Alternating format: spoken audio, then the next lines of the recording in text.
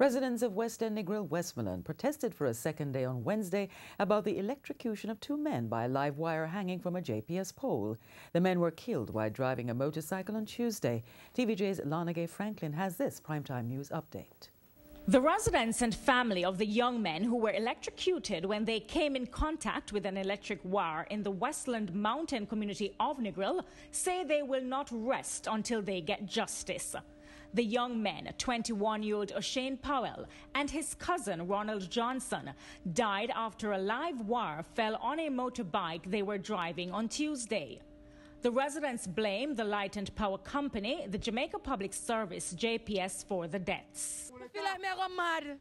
They kill me innocent brother, my little brother. Oh, man.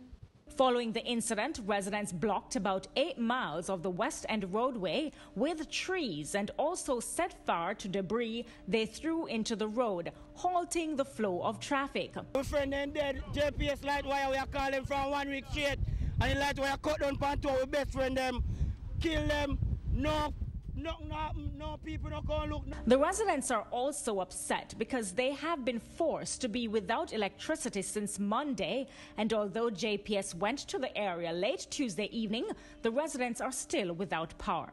Nothing, want us cut off the light right there so and drive away. So we need just, they not talk to nobody, they not talk to no family member, they just come cut off the light and then gone. And the place still in the darkness.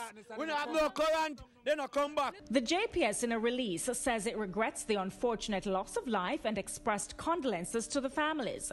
The company says it is also working with members of the Jamaica Constabulary Force as they work to bring calm to the area as well as access to the community.